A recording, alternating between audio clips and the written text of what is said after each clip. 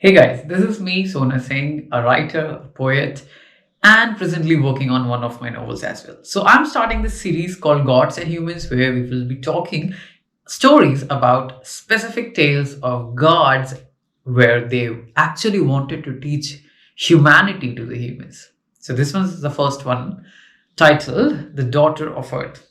She was sitting there near a volcanic mountain of lava and ashes. The lava was so hot it could melt the stones upon which it would fall. Of all that burned rose ashes so dark that it covered Devi Dhara on her body and soul. But her tears would wash it away.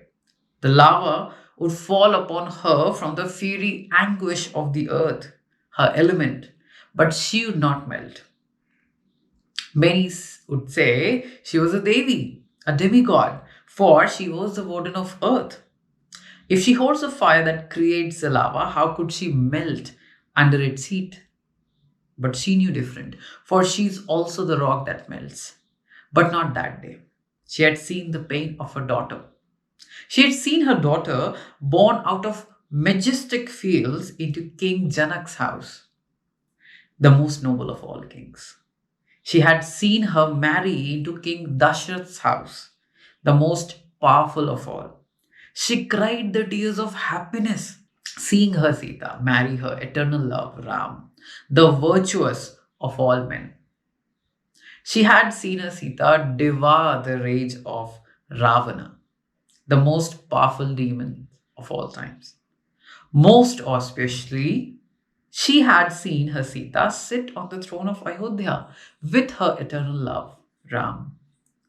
Still, she had seen her Sita weep into the wilderness, abandoned by her own love, Ram, for the call of duty, state, and people. Being a Devi, Dhara knew who they were, Sita and Ram, the very incarnations of Narayan and Lakshmi, one of the three Devs and three Devis.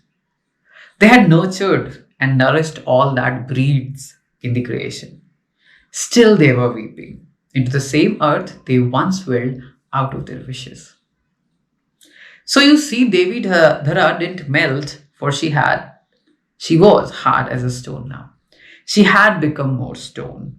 That were the hearts. She had become more stone than were the hearts of the humans that had built huts upon her. A mere flutter of her mind could wash villages off the face of existence.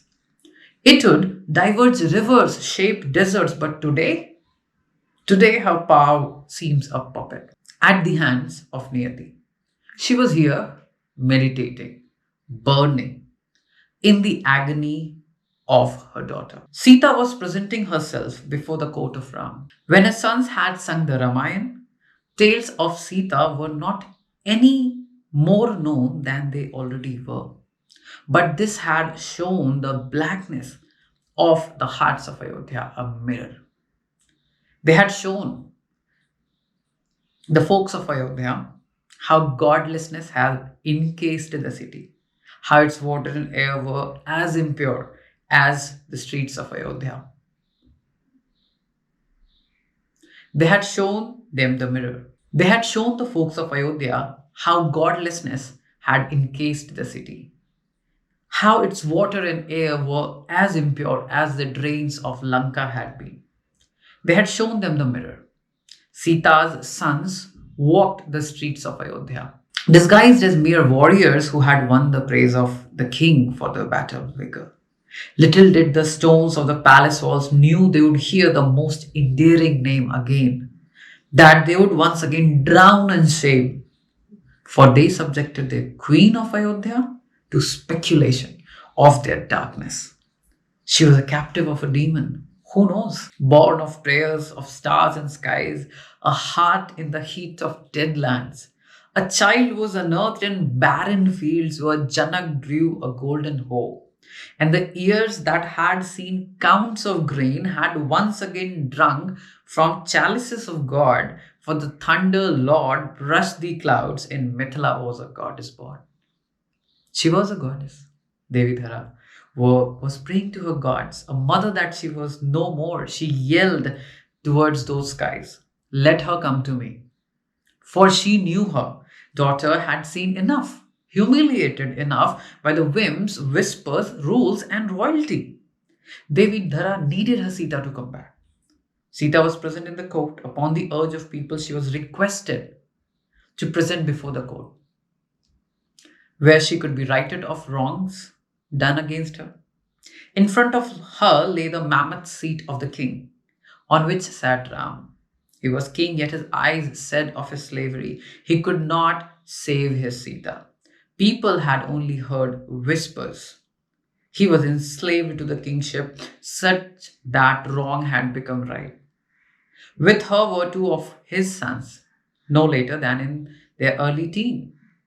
Beside the king sat sages who had guided kings and gods, Vashishta and Vishwamitra. What shall you do with your knowledge? Devi Dhara cried as if they were in front of her, knowing what lay hidden in the future. Don't break the purest of hearts. She prayed to all gods she could name. Besides sat the three mothers, Kaushalya, Kaikai, and Sumitra, the widowed wives of King Dashrath, whose gallant and pious son Ram was. There were tears in the eyes of men, the bravest of men in battles. The court glistened of gold. It had diamonds dug on its floor. Its walls showed the brave ancestors of Ram. For yes, it was the pity of these men that a god had incarnated into human form, into Ram's. She had suffered, my gods. What example would you have her set? For humans, what duty would you want them to follow? To estrange the one thing that creation thrives on? Love. What scriptures wrote these laws, Your Holiness? For you only wrote one, the one of love, compassion. King Dashrath loved his son, yet allowed him into the woods. A King Ram loved his wife and yet allowed her into the wilderness for the sin of being a victim. A king once more is here, and the wife once more is here to witness the wrath of humans, their judgments. O the purest of heart and soul, cried a voice, shall you be pure? Let these tongues rest in peace. Show them thou art thee. Broke the stuttered words of Ram. Purest, my king? Uttered Sita. From her lips, which could dissolve the world before the voice reached those ears. But not today. Today she had decided to give up explaining. Today she had decided she would not walk through the fire like she had when she was freed from Ravan's gallows. Today she decided to burn. Maybe it's time to let the tongues rest. Devi Dhara could read into her daughter's agony. No more, my gods, she said in anguish and hatred for their niyati or destiny. If that tear touched the lap of Dhara, she couldn't possibly hold herself anymore. She would tear down the lands, the mountains, and all that man had claimed. She would rip apart crowns and the kingdoms, temples and prisons, for she had seen her daughter being ripped into shreds. Come to me, dear one, she called. If I haven't been wrong, Sita uttered in a long breath, with a smile as pure as the lily. If I haven't been false, if I am, please, mother. Sita said her last words. Take me into your arms. This world I must let go. Devi Dhara took a long breath. She would face the consequence. She was going to take her Sita away from the monstrosity of the world. The diamonds dug on the floor sunk into depths. The metallic frames tore apart. The silk lay tattered. The ground beneath men had been torn. From there emerged Devi Dhara. Knowing that, gods or not, this cruelty did not deserve pardon. Not Sita's, not of gods, or hers. Come, dear one. A Devi appeared in the royal court of Ayodhya. Twice as tall as the tallest men, this world doesn't deserve you. No, mother, Sita still uttered. If I were to decide, I could turn these lands upside down. The people gathered to witness the trial, which had by now gone into shivers. They have never seen a Devi or a Dev. The palace shook like a fish pulled out of water. Their hearts were barely keeping within the skin. The truth was told. The real mirror had been shown. The people of Ayodhya had seen their ugly skin, for they dared judge a goddess, for they dared forget love, for they dared forsake compassion. I forgive them, mother. Sita smiled by the slightest expanse of her lip. If riches couldn't, perhaps dirt would.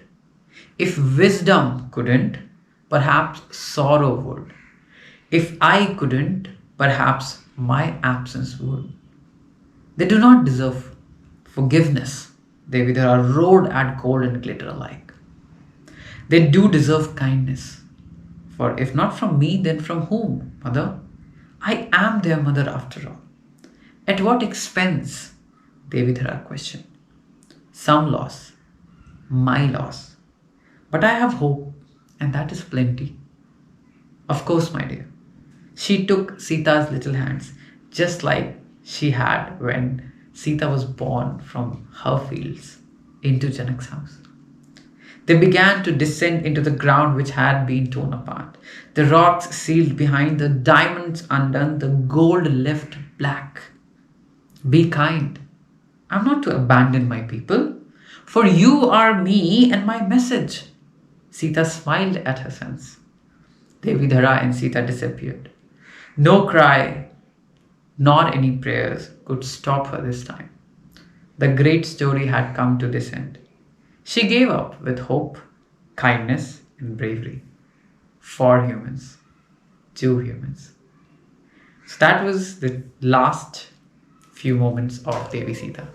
If you liked the story, let me know in the comments below, and do remember to subscribe. I'll be coming up with something more very soon. Thank you. Take care.